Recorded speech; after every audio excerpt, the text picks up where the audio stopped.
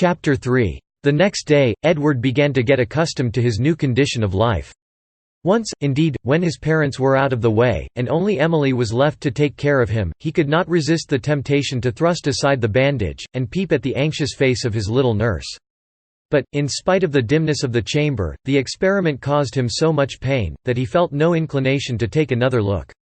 So, with a deep sigh, he resigned himself to his fate. "Emily, pray talk to me," said he, somewhat impatiently. Now, Emily was a remarkably silent little girl, and did not possess that liveliness of disposition which renders some children such excellent companions. She seldom laughed, and had not the faculty of making many words about small matters. But the love and earnestness of her heart taught her how to amuse poor Edward, in his darkness. She put her knitting work into his hands. "You must learn how to knit," said she. "What, without using my eyes?" cried Edward. "I can knit with my eyes shut," replied Emily. Then, with her own little hands, she guided Edward's fingers, while he set about this new occupation. So awkward were his first attempts, that any other little girl would have laughed heartily. But Emily preserved her gravity, and showed the utmost patience in taking up the innumerable stitches which he let down. In the course of an hour or two, his progress was quite encouraging. When evening came, Edward acknowledged that the day had been far less wearisome than he anticipated. But he was glad, nevertheless, when his father and mother, and George and Emily, all took their seats around his chair. He put out his hand to grasp each of their hands, and smiled with a very bright expression upon his lips.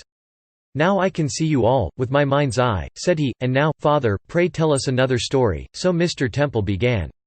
Sir Isaac Newton, born 1642.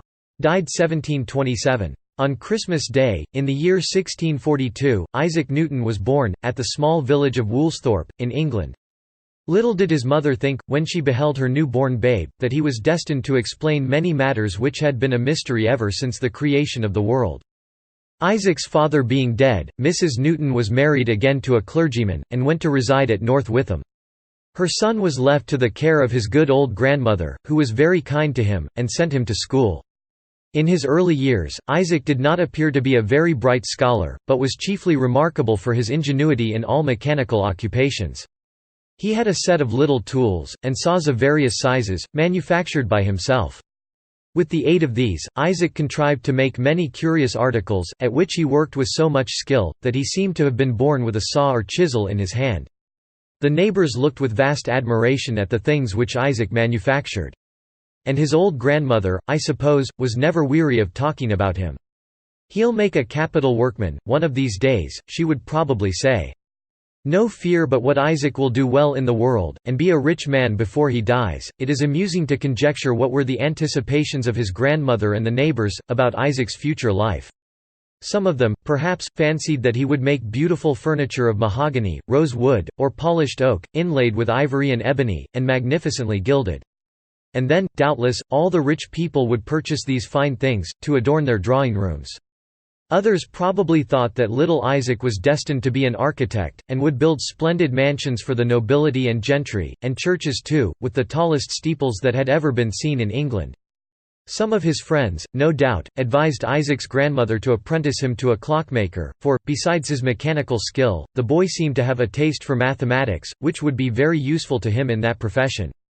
And then, in due time, Isaac would set up for himself, and would manufacture curious clocks, like those that contain sets of dancing figures, which issue from the dial plate when the hour is struck, or like those, where a ship sails across the face of the clock, and is seen tossing up and down on the waves, as often as the pendulum vibrates.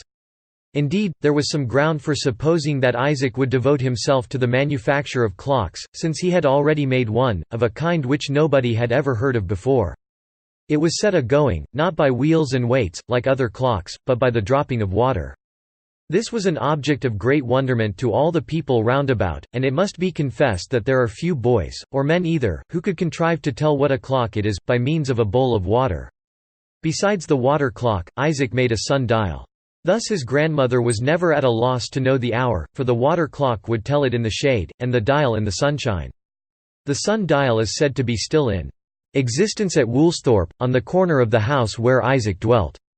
If so, it must have marked the passage of every sunny hour that has elapsed, since Isaac Newton was a boy. It marked all the famous moments of his life, it marked the hour of his death, and still the sunshine creeps slowly over it, as regularly as when Isaac first set it up. Yet we must not say that the sun-dial has lasted longer than its maker, for Isaac Newton will exist, long after the dial, yea, and long after the sun itself, shall have crumbled to decay. Isaac possessed a wonderful faculty of acquiring knowledge by the simplest means. For instance, what method do you suppose he took, to find out the strength of the wind? You will never guess how the boy could compel that unseen, inconstant, and ungovernable wanderer, the wind, to tell him the measure of its strength. Yet nothing can be more simple. He jumped against the wind, and by the length of his jump, he could calculate the force of a gentle breeze, a brisk gale, or a tempest. Thus, even in his boyish sports, he was continually searching out the secrets of philosophy. Not far from his grandmother's residence there was a windmill, which operated on a new plan. Isaac was in the habit of going thither frequently, and would spend whole hours in examining its various parts. While the mill was at rest, he pried into its internal machinery. When its broad sails were set in motion by the wind, he watched the process by which the mill stones were made to revolve, and crush the grain that was put into the hopper. After gaining a thorough knowledge of its construction, he was observed to be unusually busy with his tools. It was not long before his grandmother, and all the neighborhood, knew what Isaac had been about. He had constructed a model of the windmill. Though not so large, I suppose as one of the box traps which boys set to catch squirrels, yet every part of the mill and its machinery was complete. Its little sails were neatly made of linen, and whirled round very swiftly when the mill was placed in a draught of air. Even a puff of wind from Isaac's mouth, or from a pair of bellows, was sufficient to set the sails in motion. And, what was most curious, if a handful of grains of wheat were put into the little hopper, they would soon be converted into snow-white flour. Isaac's playmates were enchanted with his new windmill. They thought that nothing so pretty, and so wonderful, had ever been seen in the whole world. "But, Isaac," said one of them, "you have forgotten one thing that belongs to a mill." "What is that?" asked Isaac, for he supposed, that, from the roof of the mill to its foundation, he had forgotten nothing. "Why, where is the miller?" said his friend.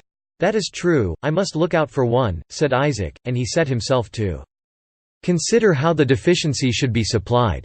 He might easily have made the miniature figure of a man, but then it would not have been able to move about, and perform the duties of a miller. As Captain Lemuel Gulliver had not yet discovered the island of Lilliput, Isaac did not know that there were little men in the world, whose size was just suited to his windmill. It so happened, however, that a mouse had just been caught in the trap, and, as no other miller could be found, Mr. Mouse was appointed to that important office. The new miller made a very respectable appearance in his dark grey coat.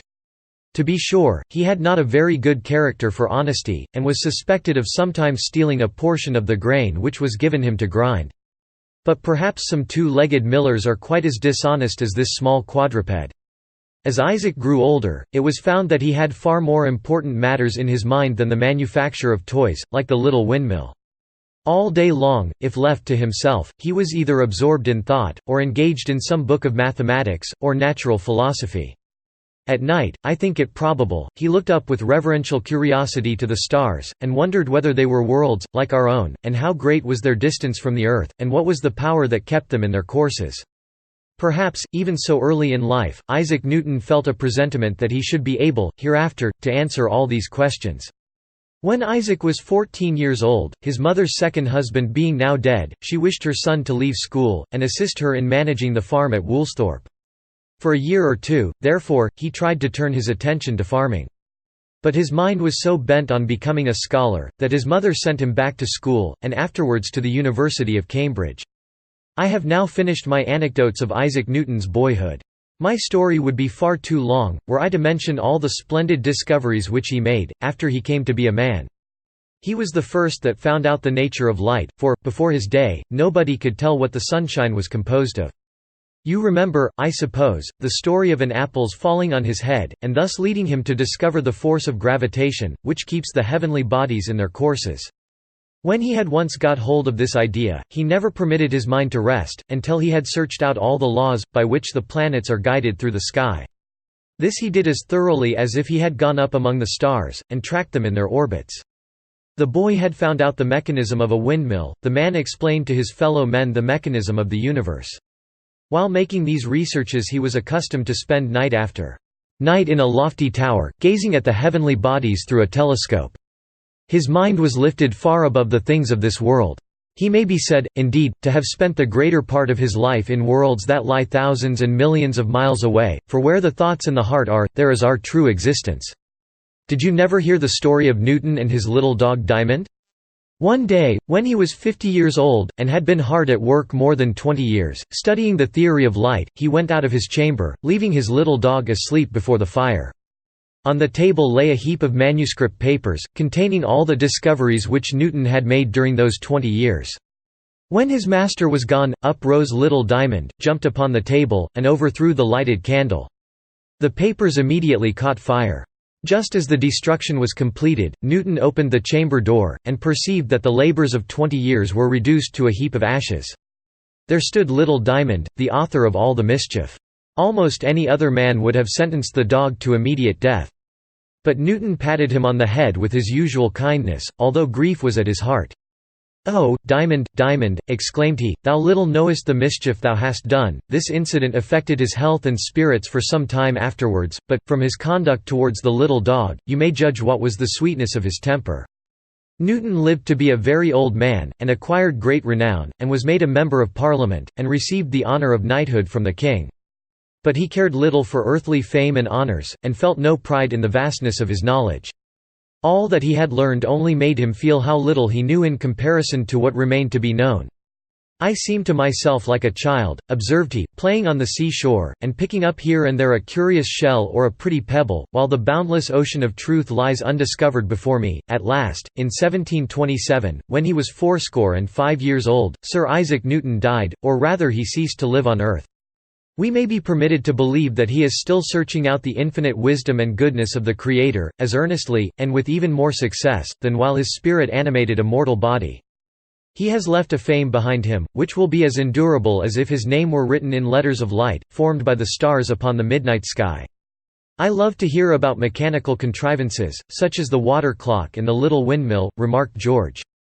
I suppose if Sir Isaac Newton had only thought of it, he might have found out the steam engine, and railroads, and all the other famous inventions that have come into use since his day. "Very possibly he might," replied Mr. Temple, "and, no doubt, a great many people would think it more useful to manufacture steam engines, than to search out the system of the universe." Other great astronomers, besides Newton, have been endowed with mechanical genius. There was David Rittenhouse, an American. He made a perfect little water mill, when he was only 7 or 8 years old. But this sort of ingenuity is but a mere trifle in comparison with the other talents of such men. "It must have been beautiful," said Edward, "to spend whole nights in a high tower, as Newton did, gazing at the stars, and the comets, and the meteors. But what would Newton have done, had he been blind? Or if his eyes had been no better than mine? Why, even then, my dear child," observed Mrs. Temple, "he would have found out some way of enlightening his mind, and of elevating his soul. But, come, little Emily is waiting to bid you good night. You must go to sleep, and dream of seeing all our faces, but how sad it will be, when I awake," murmured Edward.